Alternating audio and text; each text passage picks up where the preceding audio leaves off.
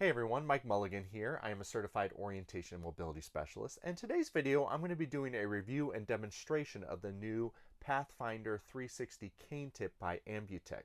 So I'll describe how it works, some of the pros and cons of this cane tip, and some of my experience with it and what I think of it. So hopefully this video is helpful, and let's get into it.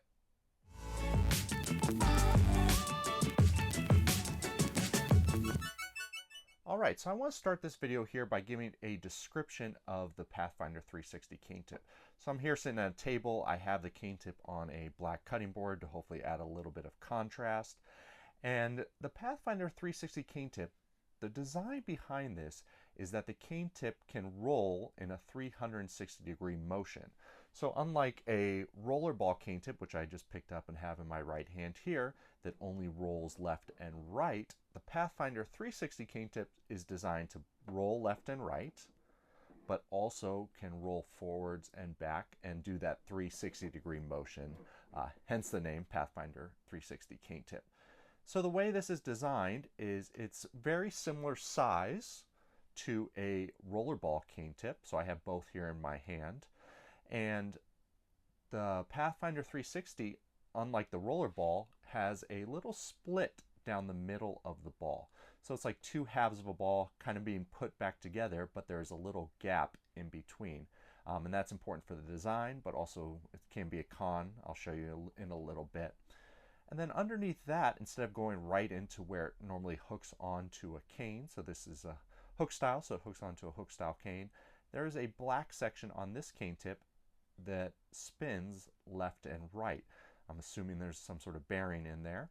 So that moves left and right, and the ball with the split in it goes forward and back. So that's how they came up with the idea to make it a 360-degree motion.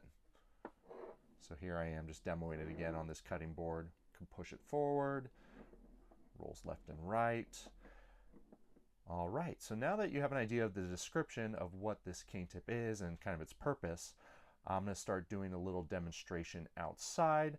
And this cane tip is really designed to handle all different types of terrains, which I'll show you in my demo on different areas around my neighborhood in different types of terrain. So let's start the demonstration. All right, so now I'm outside on an asphalt driveway. I have the Pathfinder 360 cane tip hooked onto a long cane, and I want to start just by showing you it in action on this asphalt driveway. So again, this is designed to roll in a 360-degree motion. So some people might walk and just push it forward like this. Some people might still roll it left and right, or do a combo of the two. And I'll give you my thoughts on that a little bit later. But I'm just walking along this asphalt driveway. Right now I'm sweeping it left and right. Does a pretty good job of going over different types of terrain, especially cracks in the sidewalk. I know that's a big issue for people, is getting stuck on sidewalk cracks. So there's a crack right here in front of me. Goes right over it. One of the cons here, it's hard to feel, so if you need that extra tactile information, that crack, I can't really feel the difference in the terrain there. So I'm going past that now and just walking along. Another con that I found on this cane tip is it's pretty loud. It might be hard to hear, but it's much louder than a rollerball cane tip. So if you're walking down the sidewalk, it is pretty obvious that you're coming, which could be a good thing, but it's pretty loud. So especially indoors, it could be pretty obvious that somebody's using it. Rollerball tends to be much quieter than this in my opinion. So that's on an asphalt driveway. So let's try some other terrains and I'll talk about that. Okay, so for the next terrain I'm going to demo the 360 cane tip on is grass and a little bit of dirt. So this can be a challenge for people when they're trying to navigate through grassy areas. So having a cane tip that can go through that area without getting stuck, I think is a pro, which this one does a pretty good job of doing. So I'm just walking through the grass. I'm going to switch between just sweeping left and right, pushing forward. It's gliding over, haven't got stuck on anything. There's some dirt over here to my right. Cane tip does a pretty good job of gliding through that terrain. Does help muffle the sound a little bit, the grass. So I'm coming up to some leaves. There's a rock here, so the cane tip is tapping a little rock in my travel path. There we go, some leaves. Again, does a great job of not getting stuck, but it is hard to feel little changes in terrain if that's something that is needed. All right, I'll just push it forward. It kind of finds the groove, so it might not stay directly in front of you when you're pushing, but it does a pretty good job of just gliding forward as well. For this next terrain, I am using a little bed of river rocks in my house that have painted rocks that my kids have done, but I just want to demo kind of what it would be like on maybe a stony, rocky path with the Pathfinder 360. Again, this could be a tough terrain to go over with a cane, with again jabbed and stuck all the time. So this is a short path, but I just want to demo it here. Okay, it's pretty loud, but overall it's doing a pretty good job of just gliding over these rocks. Even when I push it forward, it gets stuck a little bit. But that's, I think, a pro, because many cane tips get stuck on this terrain, would get stuck on this terrain really easily. So it's doing a good job of gliding over that. And then lastly here, I'm going to do a demonstration on a concrete sidewalk with some pretty good cracks in it, just to demo how it does a pretty good job of gliding over those cracks. I know concrete sidewalks are what most people primarily walk on, so I just want to give a little demo here of the cane tip in action. So I'm walking, I am rolling it left and right. There is a crack in the sidewalk that it glided over. Again, crack in the sidewalks, gliding over. I'm going to try just pushing it forward. Pretty good job of handling these cracks in the sidewalk, as well as some grass and dirt that's in between the sidewalk cracks. Okay, so I'm going to talk a little bit about the pros and cons of this cane tip. One of the pros of this cane tip, as you've seen in my little demonstration there, is it can handle a lot of different types of terrains without getting stuck, and it does a pretty good job of doing that.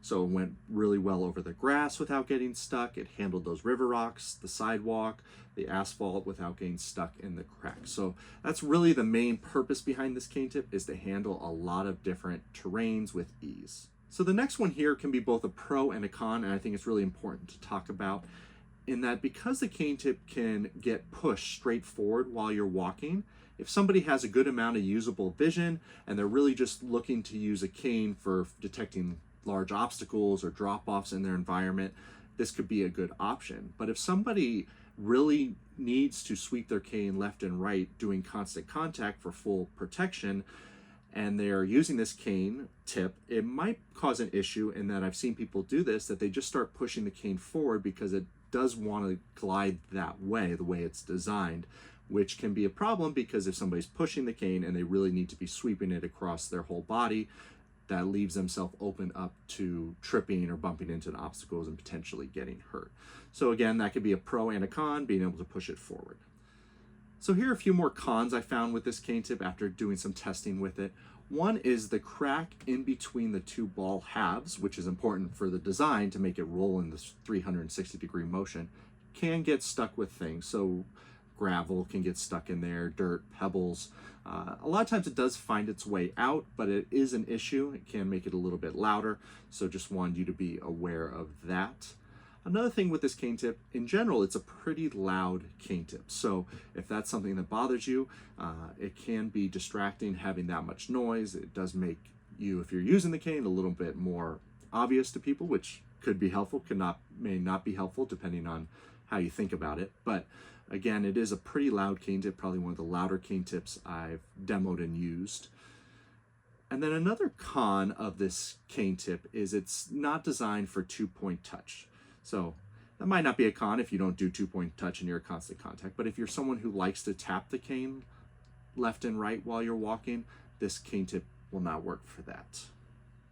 And then finally, I just wanted to mention that I haven't tested this really long-term yet. So right now the bearings are still working pretty well. It's still rolling pretty well left and right, but over time, I don't know how long it would take to get gunked up and not work as well.